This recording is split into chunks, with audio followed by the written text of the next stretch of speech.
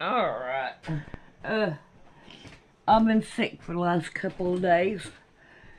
I've got 4 of them done like this. And then I've got 2 done with the green in the middle. And the reason why I didn't sew them down was because I didn't feel good. And I want to make sure that I've got everything on the straight way before I sew it down, because I don't feel good. But other than that, I haven't really worked on them. I've been too sick, throwing up and all the other good stuff that's been going on. But we're going to go ahead and we're going to start sewing some more down. And I need 11 of them.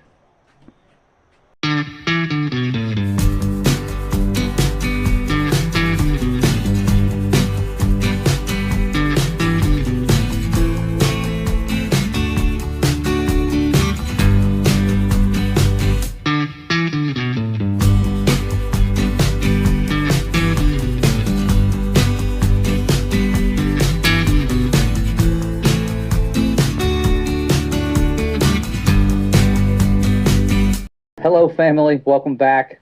I wanted to share some things that have blown my mind the past few days as I've worked to create lessons for Creation Standard, and focusing on intelligent design is something that people act like will stunt your growth in learning. However, I'm learning more now than I did as a science teacher, because as a science teacher, we have a set of standards and we teach to those standards year after year.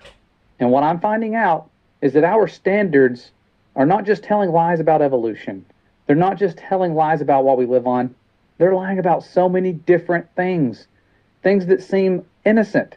Things like DNA, that I've been teaching a certain way, following the standards, pulling up science videos, being force-fed information, and then regurgitating that to students, thinking, well, this has to be figured out. Everyone's teaching it as if it's fact, similar to many other lies out there. But the fact is, I've been lying to students without even knowing it. No matter how hard I have tried to shelter my students from the lies, I'm also contributing to those lies, and it has to do with DNA. A lot of people say it's this double helix twisted ladder structure, and you can use models of it, and there's all sorts of cartoons of this stuff. There's no photos of DNA, the double helix. You can look into that yourself. But the structure itself, for one, was never discovered. The people made a model. 2 people literally just made a model similar to this. They made a model and said, that's how it works. There you go, working model, boom, we discovered it. That's not how you discover something. You have to be able to see something. If you're discovering new land, you at least need to see that new land in some way or another. And so they didn't discover the double helix. They literally just made a model of it. And that's not how deep this lie goes. It goes far deeper. It takes me back to the Human Genome Project, something I had yet to research, and looking into that has just opened my eyes to how much we don't know about the complexity of our genetics. I used to refer to them as being like computer code. That's a lie too. Your genetics is far more advanced than a computer code, because we can look at a computer code, or certain people can, I can't, and tell you what that does. We can't do that with DNA. It's just impossible. It's too advanced. And so the 4-letter code, they say, and I don't even like saying that now. It's hard to even know what to say, because so much stuff has been proven false, and it's updated information. It's stuff that has been updated because research proves that it needs to be updated, but the textbooks are going to keep having that same age-old bias information that makes things like DNA just seem figured out and simple and not as complex. And so I want to show you something about the Human Genome Project, because I was always under the impression that they mapped out the entire genome. Sounds like that's what they did. That was kind of the major accomplishment.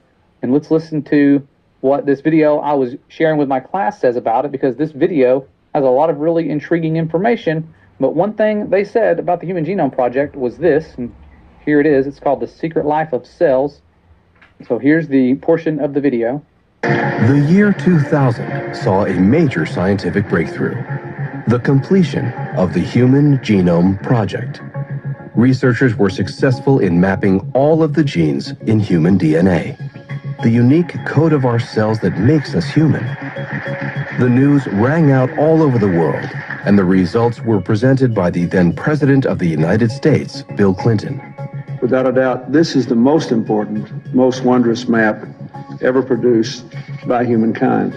Let me just stop the video right there, because they claim that the entire human genome had been mapped out.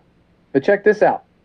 I was looking into it further, and the people who are behind it, the National Human Genome Research Institute, look what they say. Here's their bold question. Did the Human Genome Project produce a perfectly complete genome sequence? No. No, it didn't. They have been saying that we have for nearly 20 years. And this here tells us, throughout the Human Genome Project, researchers continually improved the methods for DNA sequencing. However, nearly $3 billion later, they were limited in their abilities to determine the sequence of some stretches of human DNA, particularly complex or highly repetitive DNA. So there's complex parts of the DNA that they can't look at and figure out and study. With their billions of dollars, people from many different countries working together, we have yet to map out the entire human genome. This is according to them. That just shows you that false information can be spread by reputable sources. And I'm not dissing the video that I'm sharing. This video that I'm sharing with my class has some really good top-notch research and things going on. I'm not saying it's really good as if like modifying life is good, but they are showing us what we don't understand about life.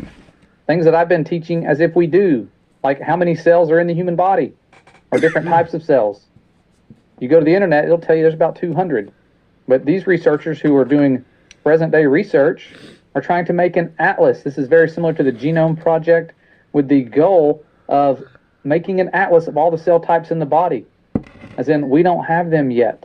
And so this human cell atlas, that's what they're calling it, is going to be one that hopefully answers questions. And I'm not going to say it does. I don't trust the research anymore. This is why I have trust issues, because we're still mapping out the human body. We haven't figured it all out yet. How crazy is that? You would think that we have. But they tell you in this video, these world-renowned researchers, that no, we don't know how many types of cells are in the human body. And even in the brain, we're figuring out there's possibly thousands of different types of cells in the brain, which seems to be a no-brainer, because the brain itself isn't the same on the front as it is on the back, or this side as it is on that side. Different parts have different functions, so they're going to need different types of cells. Not just every cell is a brain cell and they're all created equal. And so we are still trying to figure out how many different types of cells are in the body. The internet's going to say 200. That's a lie. Another thing in regard to that DNA that I thought was mind-blowing is that DNA doesn't do like they say it does. I've been teaching that they call it the central dogma of DNA is that DNA makes proteins. You know, there's transcription, translation. You go from DNA to RNA to protein. Sounds simple. Sounds like you got to figure it out. That's a lie. 98 to 99% of your DNA, they're saying, thanks to the Human Genome Project, they're finding out, does not code for proteins. Most of your DNA doesn't do that. I know this is probably not news to some of you. It's news to me, because I've been stuck in a classroom where we're forced to look at the same standards all the time and plan everything around them. And so it stunts our growth. Being interested in intelligent design doesn't do that. Intelligent design forces you to look at what we actually don't know about life. And I'm finding out there's a whole lot that we don't know. And so that's one thing I wanted to throw out there. Another one is your white blood cells. If I asked you what they do, most of you would say, these unique cells just go around like hunting like Pac-Man for invaders. That's partly true. However, they're finding out that these unique cells, when they look at them with special devices, they're not just waiting around for invaders. These things scan the insides of your veins and arteries, every part of your body. They are working, but they're scanning the interior walls of your arteries looking for damage, and they can fix them. Little repairman that you didn't even know you had hired, doing work because of that breath of life that's guiding them. It's wonderfully made, like David said, and it's it's really blowing my mind seeing them do that, watching them crawl along the edge. And not only that, if there's damage somewhere else and they all need to work together, they can use the arteries and veins as a highway after a signal is sent, they say, to go to certain locations.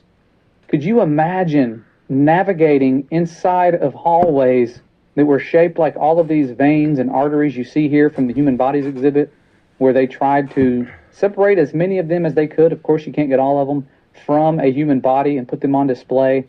All those little veins, your little white blood cells in there, if there's a problem somewhere, they can travel through these essentially without eyes, without walkie-talkies. There's a signal sent. They can go to a certain part and help out. If that's not intelligent design, what is?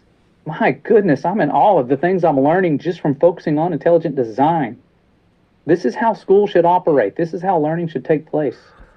But we're putting our Father's creation in a box by sticking to biased, outdated standards. And so it's phenomenal, the things that our Father has made. We don't have it figured out. None of us do. Worldwide efforts, we don't have it figured out. That is impressive. And so I wanted to share that with you guys. It's just, it makes me angry because I've been teaching lies, not knowing it, thinking, oh, this is stuff we have figured out. It's innocent. It's not. It's designed to make creation look less complex. And so the analogies I've been giving about computers and genetic code being similar, they're not. So I'm wrong for saying that. It is a metaphor, so we know metaphors aren't exactly true. They're somewhat fictional, but nowhere near close to computer code. And that's just the beginning of the story. There's far more to it. And so I wanted to share that, but I also wanted to give an update for Creation Standard. It's been 3 weeks already. We're at the end of the third week. We're about to start week number 4 next week. And what a blessing it has been. It's been work. It's a lot of work. But the Father has been bringing the best of his inheritance this direction. And I'm humbled by the work they've done. These students have done work that I have yet to see in terms of quality in all my years of education. And I see it and I just get teary-eyed because it is so good. The enthusiasm, you know, there's that stigma with people learning from home. It's illegal in a lot of places in the world. But I'm here to tell you from experience as a teacher that the learning environment is unique. There's students wanting to come to class. They'll go to one class and the live lectures will cover the same things, but they're wanting to come back and learn more and join in and have discussions. It's amazing. I've never experienced anything like it. And I don't think there's much like this out there in the education world, and it is a great blessing. And so those of you who have supported this important mission, this unique mission, I thank you because it's allowed us. I am telling you, there's no reason to make up any insanity because the script within the asylum writes itself. This deputy walked into this woman's house unwelcomed and says, now that I'm in your house, I own your house. Now that I'm inside your house, I own your house right now. Yes, I do. Yes, I do. Imagine my shock. I mean, I've been an American all my life, and I wasn't aware of that rule. Were you? And beside all that, who thought it'd be a good idea to make John Podesta a cop? Let me ask you a very serious question. In America, if an armed home invader entered your house and took your mother hostage, are you well within your rights to protect yourself and your mother by any means necessary from that invader? Now let me ask you, if the home invader happened to be an armed police officer who grabbed your mom after he entered your house without probable cause, without a warrant, and without there being exigent circumstances, because that's exactly what happened in Riverside, California. The home invader in this case was Deputy Hussar, badge number 5795 from the Riverside County Sheriff's Office. We're going to take a look at this video right here, but let me tell you, there are a lot of people out there who without hesitation would defend their mom no matter who the home invader was. So a little bit of background before we start this video. It says under the video, a sheriff's deputy was called by a next door Karen for a loudness complaint. There was no noise coming from the house. The deputy later confirmed he heard no noise at any time as he pulled up and came to the door. So this is where the action begins. This is from a Ring doorbell cam.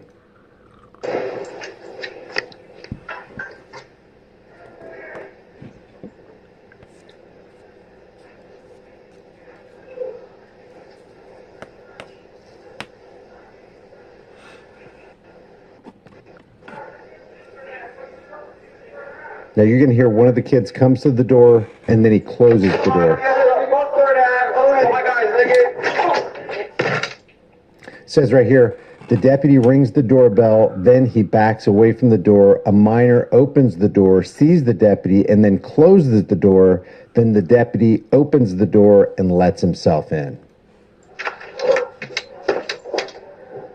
You can. Okay, then back the I'm up not out of my gonna house. back up. You do not have a right to be inside my I'm house. not I gonna will back talk up. to you outside. Back up and talk to her outside. No. You don't have a warrant. No, don't talk to them. You don't have You to do not walk. have a Let me tell warrant you- to be inside. I will talk to you You outside. want?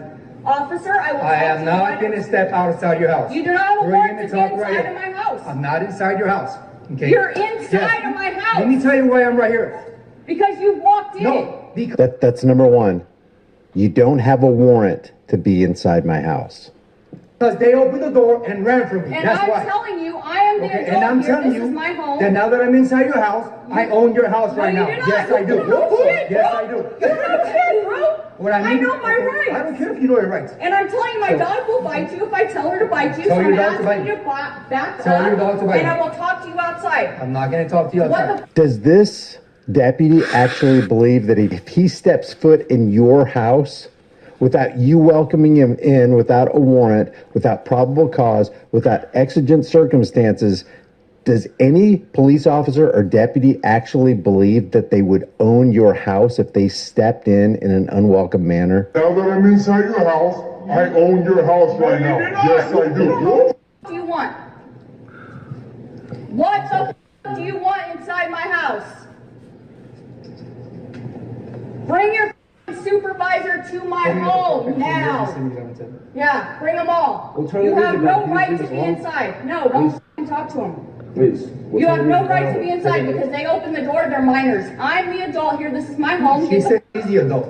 She's not the. She's my daughter. Get the out of my I'm home. not gonna get out of your house. Then call your supervisor right now 415 noise. and put me to the ground. I f***ing double dog Go dare ahead you. and touch me. This is my Go home, ahead and bro. You're in my house. I am telling You're you. in my house. Don't do that. You're in my. I didn't touch you. Her. Did I touch you? Stop. Did I touch Stop. you? No, no. Did I Stop. touch You can't do anything. Did I touch You're you? just gonna make it worse. Did I ever touch you? I did not f***ing She's touch good. you, bro. Hey, but wait. I didn't f***ing touch you. This is definitely hard to watch. This is Deputy Huizar, Huizar, from the Riverside County Sheriff's Office. We're going to continue with this, but this man needs to be held accountable. And what I mean by that is he needs to lose his job. He needs to lose his pension. His assets need to be liquidated and paid to this homeowner right here for what he did. And he needs to be thrown into jail. If you did, and I did, the same thing Deputy Huizar from the Riverside County Sheriff's Office, if we did the same thing he did, we would be thrown into jail without hesitation. Bitch. No, you're good. You're I good. didn't touch you. Mama D, stop. Mama I D. didn't touch you. You're intimidated, Mama, bro. You're in my house. I am telling You're you. in Look at this. She absolutely did not touch him. We're going to run this back. She has her left hand on the door, and she put her right hand on the wall, and he laid hands on her and arrested her for no frickin' reason while he's inside her house. I am telling You're you. in my house. Look at that. Don't do that. Hey, I didn't touch you. Did I touch you? Look at this guy. Did I touch You can't do anything. you? Step away. No, I know. Just we You're just want to in relax. my Just want her to calm home, down. bro. We just want her to calm You're down. in Mama my D, home. please, please, Mama D. Oh, this shit. No, Mama D, stop. Mama D, stop. Please, please, You're please. in my f***ing home. Mom, stop. Stop. Just This guy knows he's doing this on camera. There's multiple cameras rolling. He's in front of a Ring doorbell camera. Almost all the kids are recording. If he does this in broad daylight, knowing he's on camera, that this could go out to the World Wide Web, what is this guy doing when he doesn't believe the cameras are rolling on him, when he doesn't believe he's being recorded or surveilled?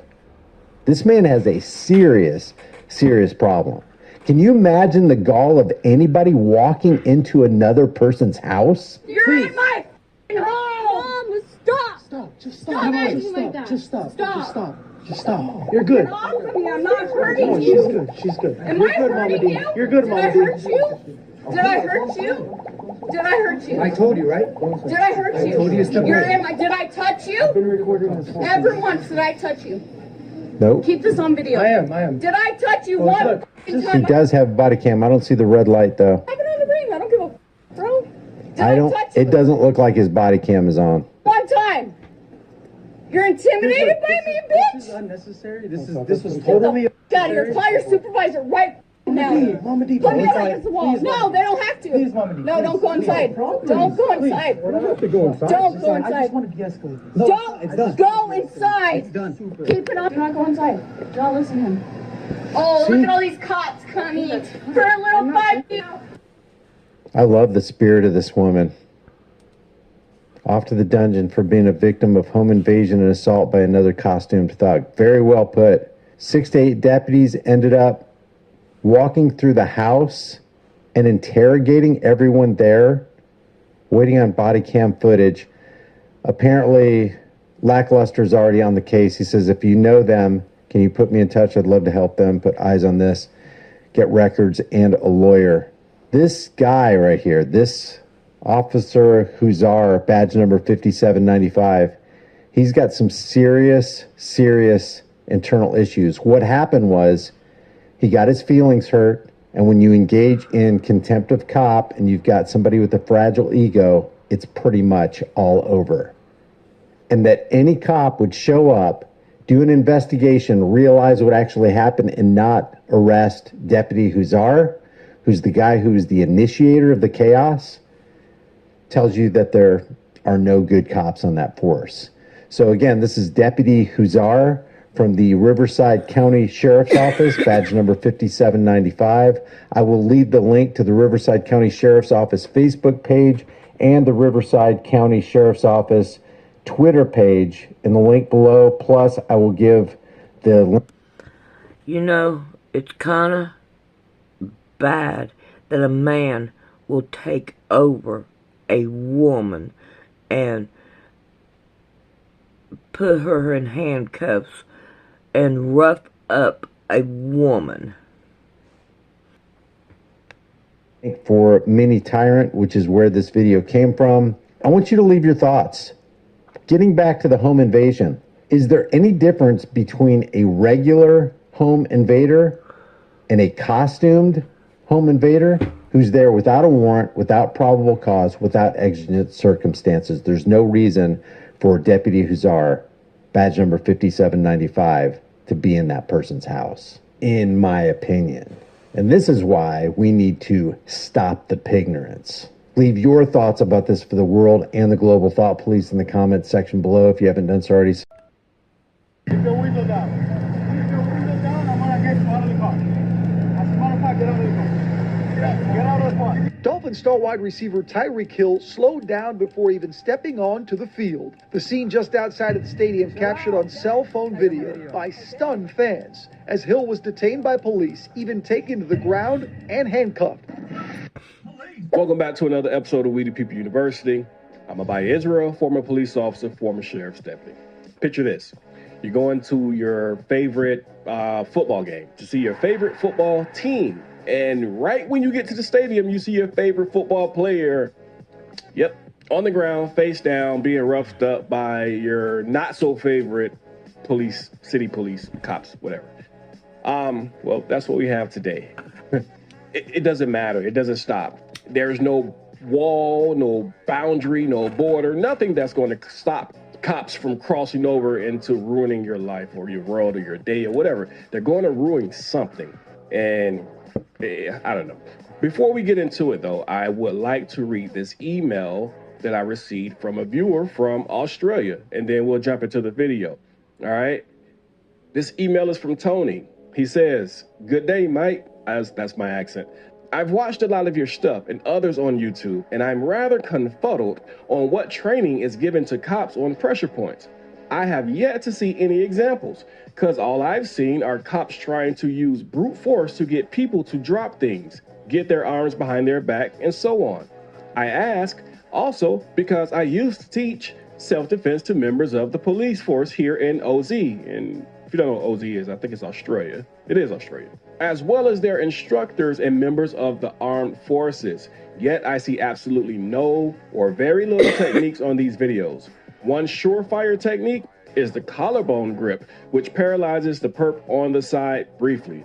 It's very painful and makes them either totally compliant or at the very least, non-resistant. Anyways, I'm impressed with what you do, and from a small town here in Tasmania, I hope all goes well with you and look forward to your new stuff. Well, Tony, I'll say this. We were taught pressure points in the academy. Actually, we went over that quite a bit. And once you graduate the academy, though, as a police officer, the training that you had, and most of it was defensive tactics, it goes out of the window. A lot of police officers, men and women both, they don't really keep up with the training. You know, now you're on the job. Now you're just flexing your power, your badge, and doing what you want to do. And so training to stay up and stay fit, and also to stay knowledgeable on laws and things of that nature doesn't really happen once you exit the academy. Hell, knowledge of the laws doesn't really happen inside of the academy. So you can imagine that, right? But in short, yes, we are taught that. Do police officers continue with that training? Not in most cases, I would say no. So anyway, let's get to the video. This video is not about sports, so don't think that. It's actually about another negative police interaction that a professional sports player, an athlete, had with the Miami-Dade Police Department. He's driving to his football game because the game's about to start, and he's pulled over. And the problem isn't that he's pulled over, it's what happened after he was pulled over. Let's jump into this and we'll talk here in a second. Dolphins star wide receiver Tyreek Hill pulled over and cuffed on the side of the road right outside the Hard Rock Stadium on his way to the game. And the Miami-Dade Police Department announcing an immediate review of the incident and placing one of the officers involved on administrative duty. So let's get right over to Will Manso, who is live at the Hard Rock Stadium with the latest on Hill's detainment. Will. Well, the Dolphins are no stranger to controversy and drama over the years, but this one may top them all. Just hours before their season opener, and here outside of Hard Rock Stadium, their star receiver Tyreek Hill, the man who was just recently voted the best player in the NFL by his colleagues, was put into handcuffs by police. And the question now remains, why? Keep your window down. Keep your window down. I'm gonna get you out of the car. As a matter of fact, get out of the car. Get out of the car. Dolphin star wide receiver Tyreek Hill slowed down before even stepping onto the field. The scene just outside of the stadium captured on cell phone video by stunned fans as Hill was detained by police, even taken to the ground and handcuffed. Hill played the game and said this afterwards about the incident. I've been trying to figure that out too, man. Right now I'm still trying to put it all together. It wasn't disrespectful, you know, because my mom didn't raise me that way. Didn't cuss.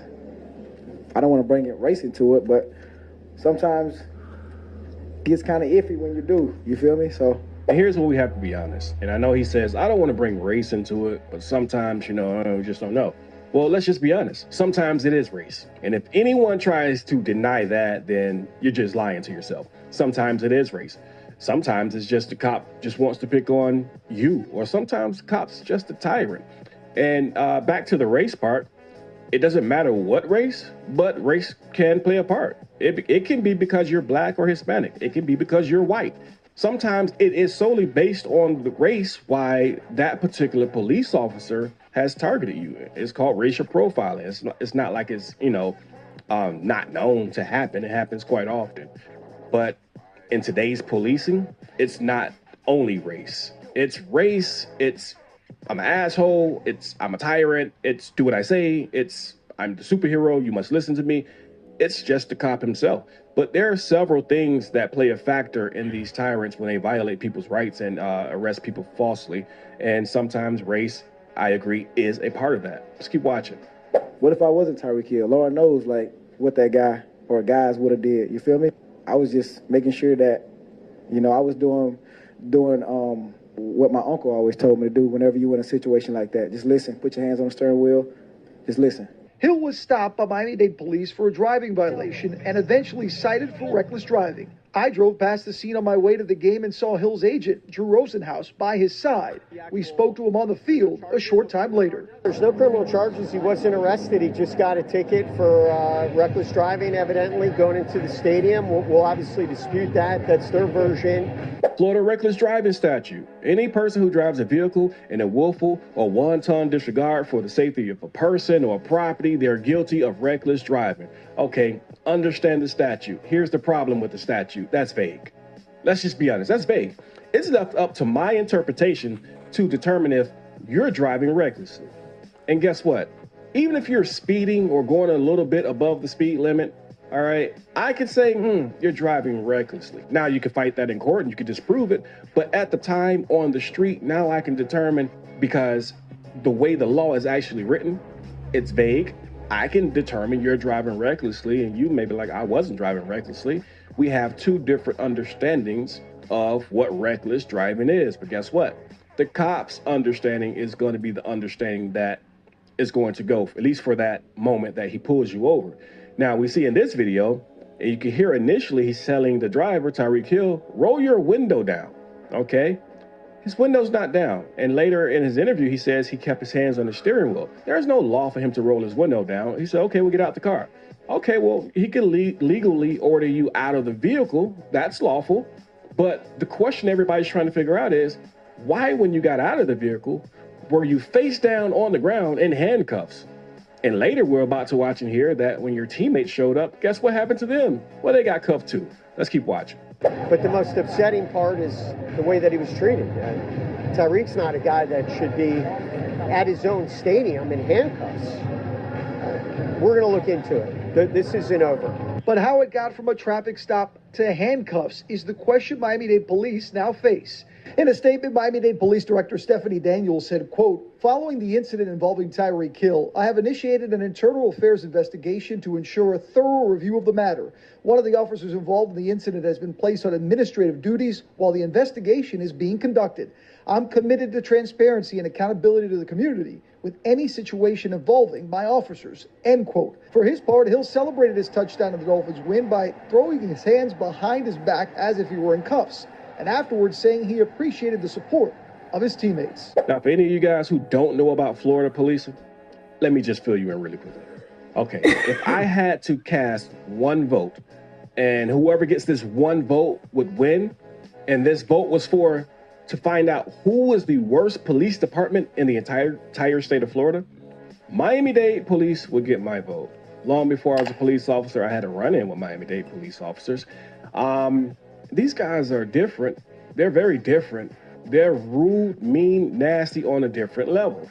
Okay, I was a teenager in Miami for the first time, South Beach, just trying to have some fun. And on the way home, well, guess who I run into for no good reason? It was these guys.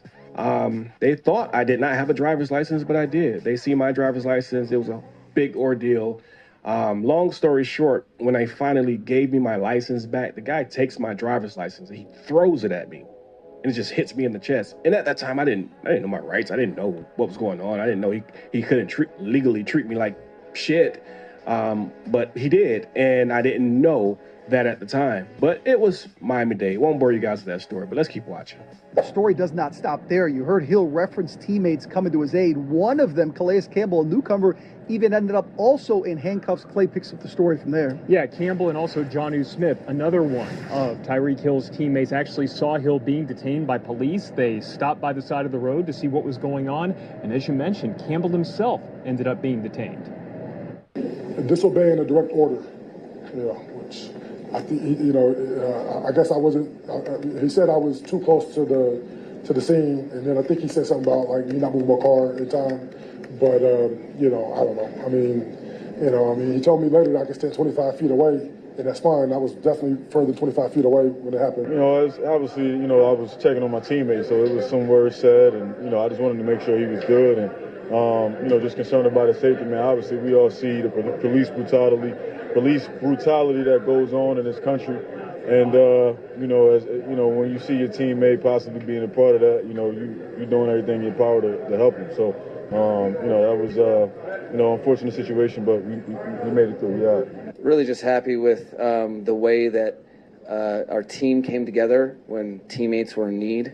I think that I was proud of other guys jumping in to try to help a teammate, and then all the support. And Will, that seemed to be the common theme, that they were very thankful that nobody was hurt and that everybody kind of came together after everything that went down this morning. So let's be honest. It's not because I'm a football fan or a sports fan. I'm like, hey, why did you pull over Tyreek Hill?